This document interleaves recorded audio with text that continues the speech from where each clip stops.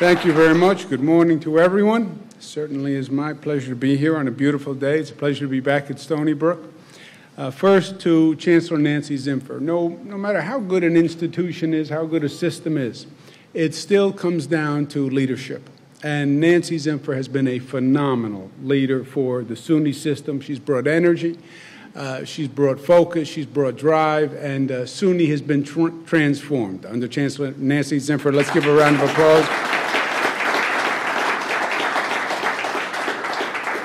To Bob Cattell, who did run that little company, Brooklyn Union Gas, which provided power to 196-07 Pompey Avenue, Hollis, Queens.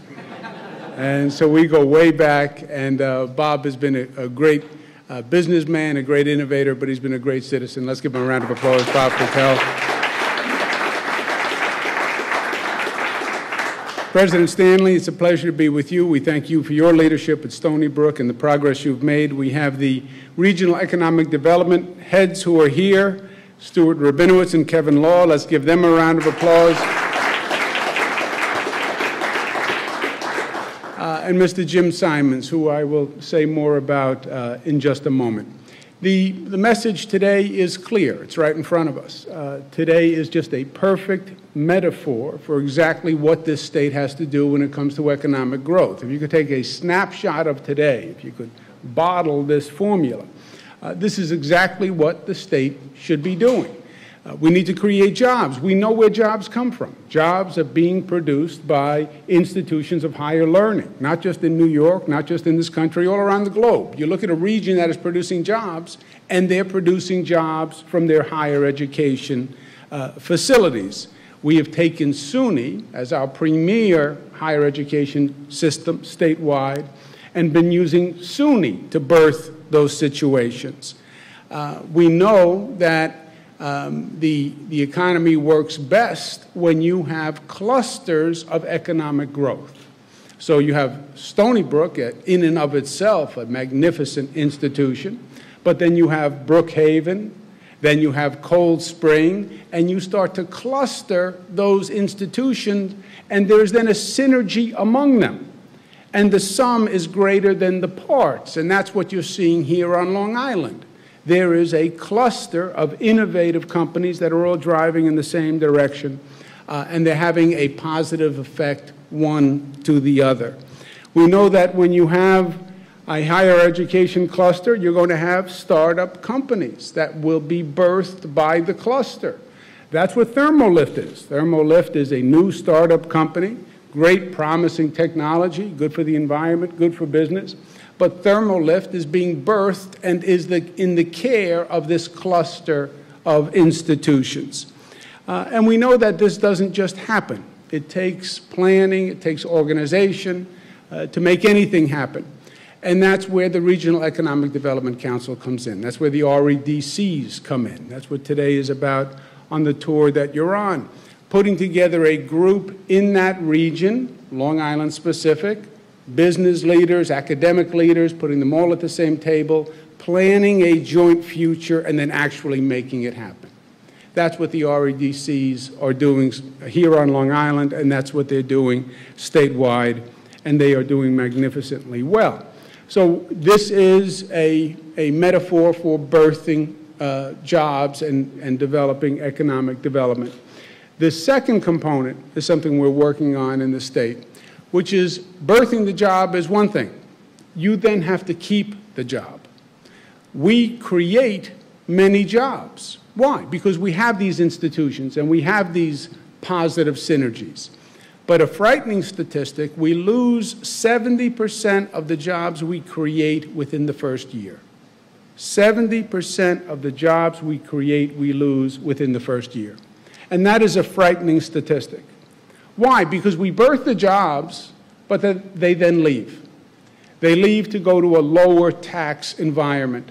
Or they'll have an equity investor come in who wants to invest in the company, and they pick up the company while it's young and it's mobile, and they plant it somewhere else in the country that has a better tax structure. You can't lose 70% of the jobs you create. You can't create enough jobs fast enough to deal with that attrition rate. So you have to keep the jobs here. How do you do that? You have to reduce taxes. Being the highest tax state in the nation, or the second highest tax state in the nation, is not a formula for long-term economic growth. Mobility is real, and people will shop. And you have a new business just starting out. You have young people just starting out. They're planning their life in 20 years. And they say, at that point, let me go to a place that has more economically favorable terms for me and my family. You have to get taxes under control, which is what we've done in the state. 3 years of reducing taxes. Middle class now pay the lowest taxes in 60 years. Lowest tax rate, believe it or not. We want to take that even a step further, which is what we call Startup New York, which is what I'm very excited about. We create geographic zones which are co-located with a cluster like this cluster, and startup businesses that start in that zone, 10 years, no taxes. 10 years, no taxes. It takes the equation and flips it on its head 180 degrees. You go from being one of the highest tax states in the nation to literally the lowest tax state in the nation. And forget Florida, Texas. You have states that have zero income tax. But if they have zero income tax, they have some other tax because a state needs revenue. So they'll have no income tax, but they have a high property tax, or they'll have a high sales tax. These zones are zero taxes. No property tax, no sales tax, no income tax, no tax whatsoever.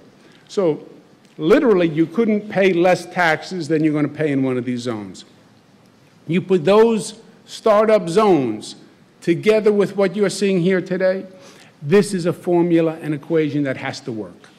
The best institutions, the best entrepreneurial energy in the best entrepreneurial zone, which is literally a zero tax zone, a startup zone. It is the right formula. We have the formula. Now we just have to do it. We just have to make it happen. We just have to make it a reality on Long Island and in Buffalo and in the North Country. You have to replicate what you've done here today. We have to take this formula and replicate it all around the state. And that's the easy part. And that's what we're good at, because that's right up New York's alley. That's about drive, that's about commitment, that's about energy, that's about refusing to take no for an answer. That's just about making things happen, and New Yorkers make things happen. So it took us a while to actually develop the formula, but we have it. And now we're going to mass produce it all across the state. And if we need some guidance, we'll look to Long Island, which is leading the way in this capacity. So I'm very excited for what you're doing, and I'm excited about the future and the ability to replicate this. And with all these institutions and with all this knowledge, it's also important to remember, as I said about the chancellor, it comes down to people at the end of the day. Yes, it's about institutions, but it's also about humanity, and it's about values. And Jim Simons, who has been so good to this institution, so good to this state, brings that point home in volumes. It's about people. And Jim Simons embodies the two most important values, in my opinion. Yes, he's brilliant, and he's a mathematician, and he's done all sorts of great things and broken all sorts of records and operates on a level that us mere mortals can never imagine. But as a man, as a human being, as an individual, he shows us the values that are critical to remember no matter what you do in life. And the first is, remember where you came from. Literally, remember how you got to where you were. In the case of Stony Brook, Jim literally remembers where he came from. And the second point is, care enough to make a difference.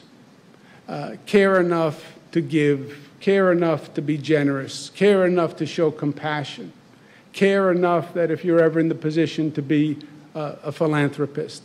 And that is Jim Simons. He remembers where he came from, and he cares enough to make a difference, and he makes a tremendous difference to many people every day. It's my pleasure to be part of this, and congratulations to all of you.